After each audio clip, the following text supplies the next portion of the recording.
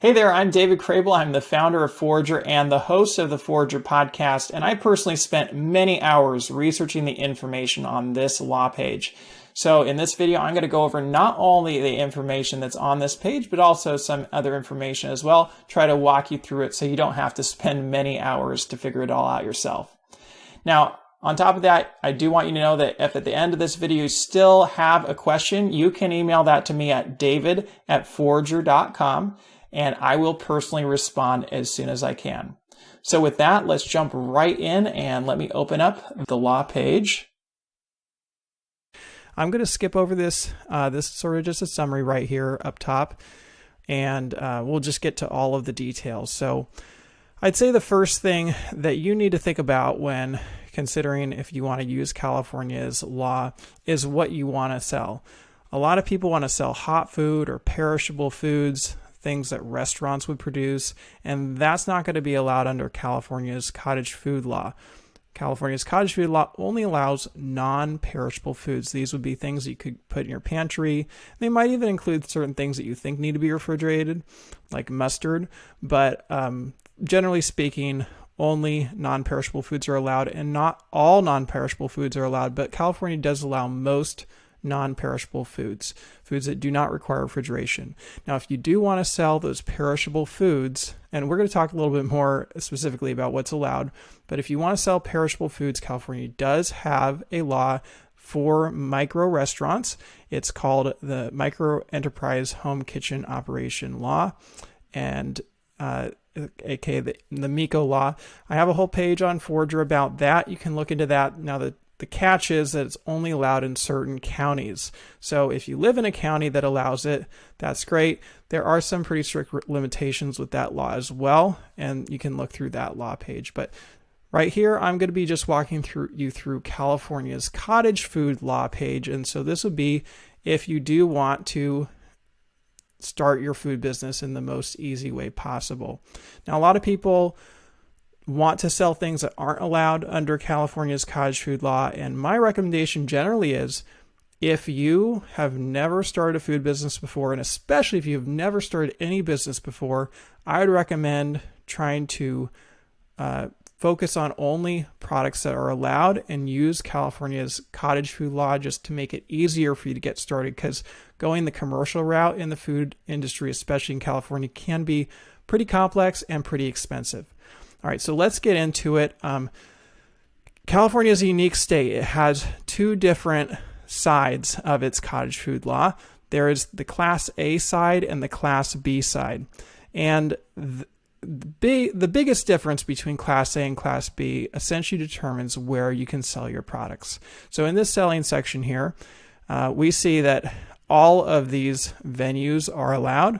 But it depends on which class you go with. So if you go with the more basic and less expensive Class A permit, then you can only sell directly to customers. That means that you actually have to,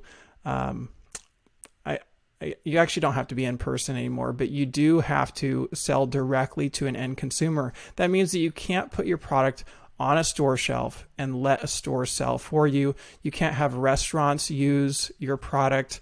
You just can't wholesale your product. You can't have a third party sell for you.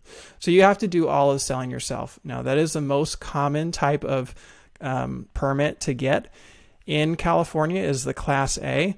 It is less expensive, and you don't need to get a home kitchen inspection in order to do it. So most people start with that.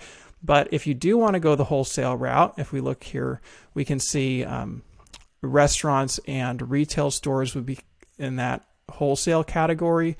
If you do want to start or have the potential to expand to wholesale, you could spend the extra money, get the Class B permit from your environmental health department. That's the department that you'll be working with in your county, and get that kitchen inspection up front. But most people start with the direct sales, and that gives you quite a lot of flexibility. You can sell, most people do farmers markets, you can sell at home, you can deliver your products directly to people. If you're doing a cake business, oftentimes you'll be delivering to people's homes or their venue. You could sell at events. A lot of events in California that happen, especially in different seasons. And then you can sell online and you can ship. So the allowed venues kind of tells you where you can sell. And then the allowed services tells you how. So you can offer delivery. You can have people pick up from your home. You can also mail order. You can ship your product within the state of California only. And you can, if you go with the Class B, you can wholesale and have somebody else sell on your behalf. So the one thing that wouldn't be allowed in California is catering, and that is where you're actually serving the food. So the difference would be like if you're a wedding cake maker and you deliver a wedding cake to the bride and groom, and then they can set that up and then have whatever staff on hand serve it. The difference with catering would be that you would be the one who is actually cutting the cake and serving it to guests. Not typical for cottage food businesses to do that, but that would not fall under the cottage food laws. All right, so this kind of explains a little bit more detail what the difference between Class B and Class A are. As I said, most people are going to go with Class A. Whichever class you go through, you can fulfill your orders through a third party. That would be like DoorDash, Uber Eats, Postmates. So you can have, these very popular delivery services come and pick up the product from your house and then take it to the customer. So that is allowed either way. Class B can have restaurants use their products in their dishes. But they do have to inform the end consumer via their menu or in some other way. That's not very common for people to do. Just some technical things about how you have to make sure that people are informed, whether you're advertising on a website, selling on social media. If you have a booth at the market, you do have to have the information about where you're from and your permit registration number and the statement that this is made in a home kitchen.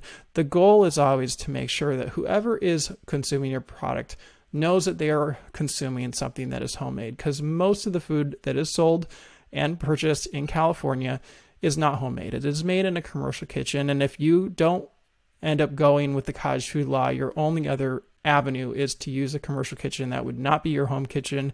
It would be something that's inspected and certified with the health department in your county.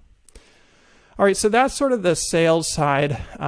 Most people can kind of adapt where they sell based on the restrictions of what the law states. But a lot of people, what their hang up is the allowed foods. So let's go through what California does allow you to do under this cottage food law. As I said at the beginning, you can go with a different law.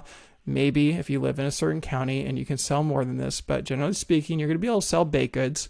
So everything in the bread section would be cakes, cookies, cupcakes. They even allow fried foods in California, like donuts or waffles.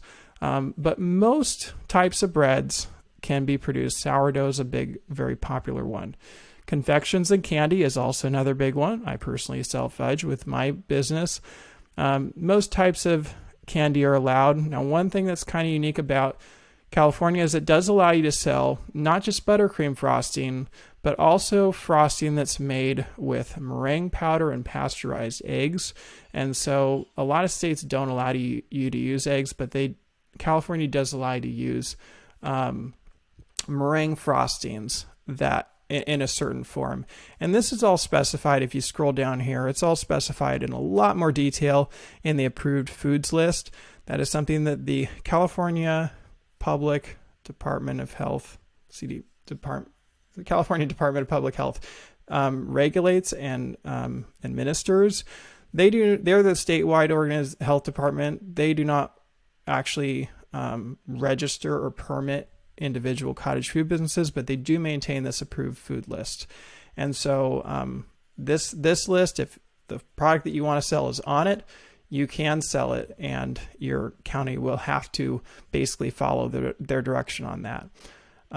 California is kind of unique because each county has their own little rules and differences.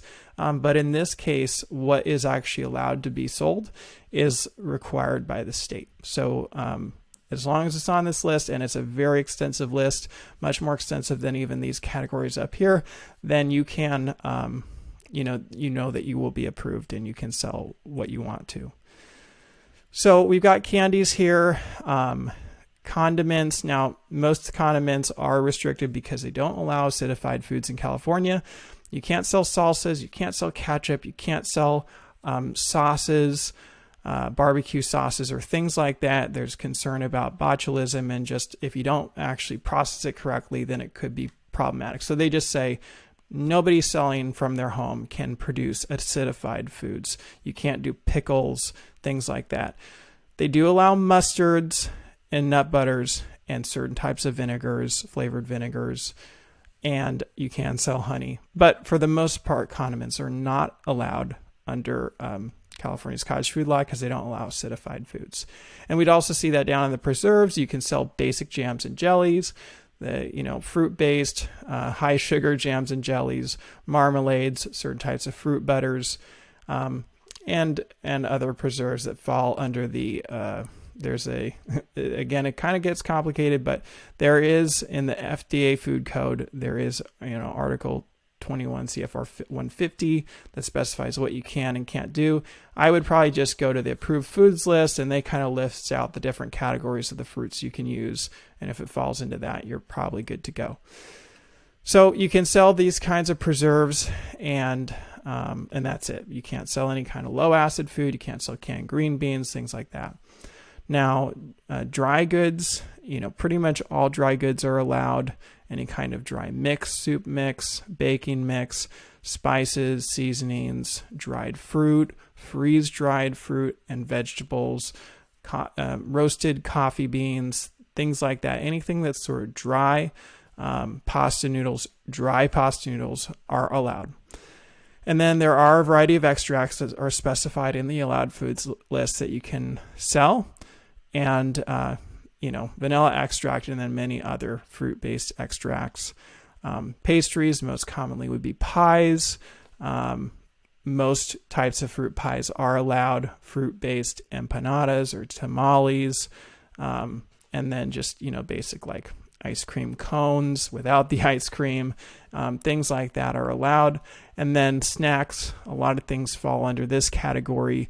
Any kind of chocolate-covered non-perishable item like chocolate-covered graham crackers, chocolate-covered marshmallows.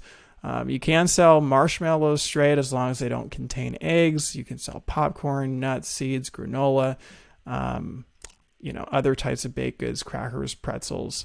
So there's a lot of stuff that is included. And as I said, the approved food list from the state is more exhaustive than this list up here. And there's some kind of specific restrictions, but I went over most of those in what I just said. All right. And all this is saying is just that you can only sell potentially hazardous foods. You can only sell non-perishable foods. If your food product requires refrigeration, you cannot sell it under this law. All right, and then limitations. These are different based on which class you're in. So most people are under the Class A, and as of 2023, the sales limit is $80,000. Is a little over $80,000 per year of revenue. These are gross sales, not your profit, not your net revenue. This is your gross sales that you can sell. And if you are a Class B, you can sell double that, so over almost $161,000 per year. Now, generally speaking, if you're operating from your home, you're going to have a hard time hitting even this $80,000 limit of revenue before you're going to feel pressured to move into commercial kitchen. So for all intents and purposes, these sales limits are basically unlimited because by the time you reach them, you will feel like you need to move into an actual commercial kitchen that can handle the amount of product that you're producing from home. This is just something to be aware of, that there are sales limits in place to make sure that you're not, basically running a commercial operation from your home, you'd have to be extending your stuff into your garage or something to be able to make that work. There are some other restrictions and limitations. They're not going to affect most people. Now, the biggest one would be interstate sales. Almost all states restrict interstate sales, and people want to sell their food products on Etsy or they want to sell nationwide. That's not going to be allowed under the cottage food law. You're going to have to go with a commercial food license or permit. You're going to have to use a commercial kitchen. You actually have to get a special permit to actually ship out of the state. So it's a lot more complicated for sure. But fortunately, as of 2022, you can ship within the state of California. So you've got a lot of people to sell to. The other things are pretty basic. You can't smoke in your house. You can't have pets in your kitchen while you're producing your products. You can't have young children. Most states don't have this restriction, but you can't have young children in your kitchen while you're producing your products. The one unique thing for California is that they do restrict you to only having one non-family member employee. So if your family members live in your home, even your teenage kids or your spouse, they can help you unrestricted, but you can only have one one employee that doesn't live with you. That's not part of your family, basically. That's how it's written. The general concept here is they don't want your business to get super big. At that point, they want you to move into a commercial kitchen. So the cottage food law is kind of by definition supposed to be a test bed, a way for you to test out your product and work your way up to a commercial level. All right, so that's just some of the limitations. Now, what do you actually have to do to start your business? The first thing that you're going to need to do is take a food safety training course. It's very easy to do. It's very inexpensive. I recommend this one, the Learn to Serve Food Handler Training course. If you click on this,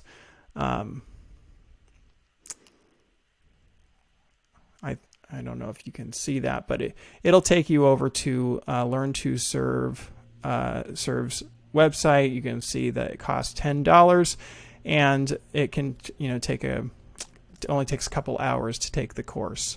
So that's the one I recommend. It's one of the least expensive ones. There are many other courses out there that you can take, and you can see those here if you click on that link.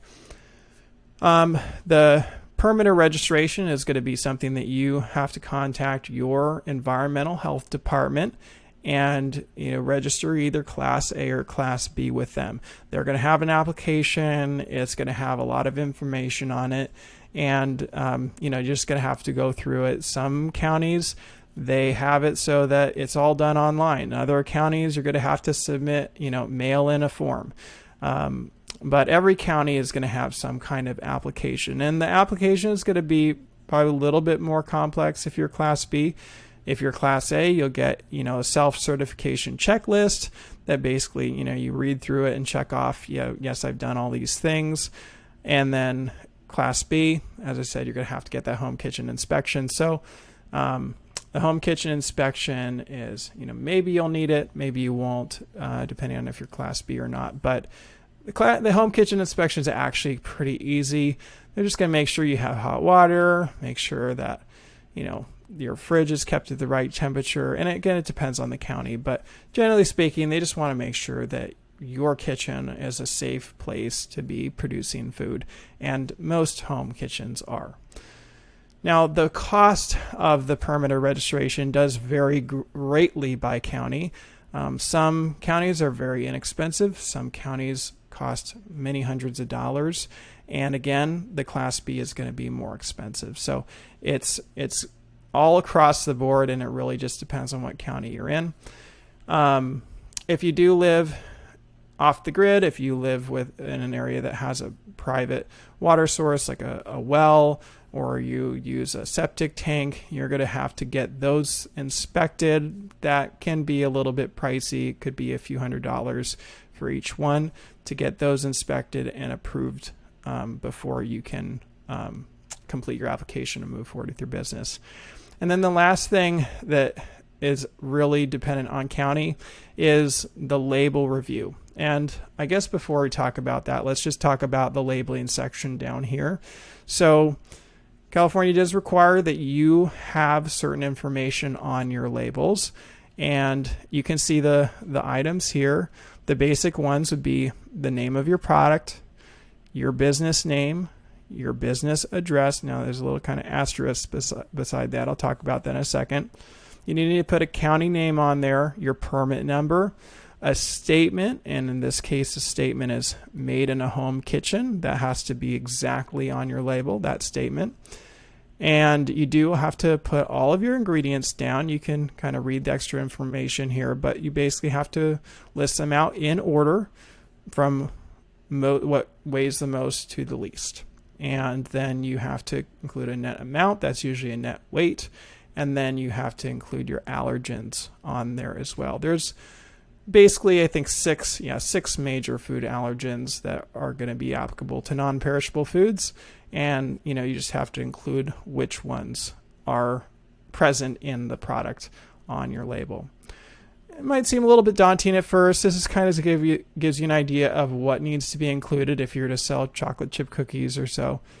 It's really not too complicated, and once you do one, you can do the rest very easily. The hardest thing about it is the ingredient list, and for that reason, that's why this sample label review is something I want to talk a little bit more about. Some counties do require you to submit a label for every single one of your products when you apply. And it's something that I've actually tried to change, but if they do this, it's really cumbersome because you do have to go through potentially every permutation of your product. Now, some counties will only require you to do one label per category. So, you have to submit one label for cookies, an example cookie label, and then one, example cake label. And that's way easier. And then other counties, like I live in Sacramento, they just require you to submit one sample label just so that they can see that you have all the right information on it. So I only have to submit one label to them per year, and then they approve me. And so in the counties that do require you to submit all labels, it can be a pretty daunting task. And I guess I just recommend that you try to keep it simple and know that, at the next review period, you could add some things. But it is one of those things that is pretty difficult and cumbersome for people that live in counties that require every single label to be submitted. Just something for you to be aware of. Now, the last thing in the business section here is CalGold. It's a great website that will show you all the different permits and licenses that you need in your area. Every area is different. You might need a fire permit. You're probably going to need a business license. I personally don't recommend that you get an LLC because that's going to cost you $800 per year, no matter what, even if your business is losing money, and it doesn't really give you as many protections as you might think it would. So you're gonna potentially need a variety of permits. You might need a seller's permit, and they're just a variety of potential permits that you'll need. But most businesses are going to be okay with just the basic business license and the seller's permit, and then the permit from your environmental health department. That's usually what most people will do. And a lot of people don't even get the seller's permit, honestly, and they just move forward with their business. All right, so we talked a little bit about what's required on the labels. Now, just a few things to note about that. The business address would be your home address. You can't use a P.O. box, but California does allow you to forgo putting that, like your home address, on the labels if you are listed in a current telephone directory. So a lot of people will just sign up with one of these online directories, and once their information is in an online directory, then they don't need to put their physical street address. You do still need to put your state, city, and zip code on there, but it prevents you from having to put your business address. So that's nice. There's some more information in the labeling guide, but most of it is here. You might need to change your statement from made in a home kitchen to repackaged in a home kitchen if you're, taking commercially produced products like spices and combining them and repackaging them and not really producing them. That's very unique to California. A limitation here, they specify you can't use protein in your product name. That's kind of random. And then again, the same information you saw in the venues area up top, which is that whenever you have your information out there and you're taking sales, then you do need to include certain information to educate people that your products are made in a home kitchen and are under the cottage food law. Finally, a few workplace requirements. There's a kind of more extensive sanitation guide, and a lot of those are just kind of basic things, washing hands, pests, things like that. But the main thing here is what we already talked about up in the limitations area, that you can only have one employee that doesn't live with you. So that is kind of the biggest workplace requirement. There's links down here in the resources section. You can find all of this information. This is most of the law here. If you want to read through all of the law, there's all these different links down here that specify the different aspects of the law. And this is the CDPH's website, their official info that they get put out there. Again, you're not going to be going through them to get your permit. You'll be going through your county, but that is good information, and they do the approved foods list. This is an amazing Facebook group. It has over 5,000 members at this recording, and it is a great place to ask questions and get insight, and there's a ton of active people in there. So I definitely recommend joining that Facebook group right from the get-go. We already talked about Cal Gold. This is a good list of that. It goes into some of the more details about the permits and the licenses that might be required. And you do, I think, have to join this Facebook group up here to see it. And this is just a link to the California MECO law that would allow you to potentially start a micro restaurant. This is the state programs information. I found are very helpful. And then this is just a list of the different bills that have been created. So this was the first one went into effect in January of 2013 when California first had a law, slightly amended in 2014, and then AB 1144 is the amendment that I started back in 2021. It went into effect in 2022, and this is a small one that just specified some extra informing the public kind of things.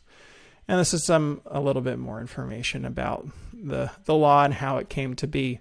But that is all. That is California's cottage food law.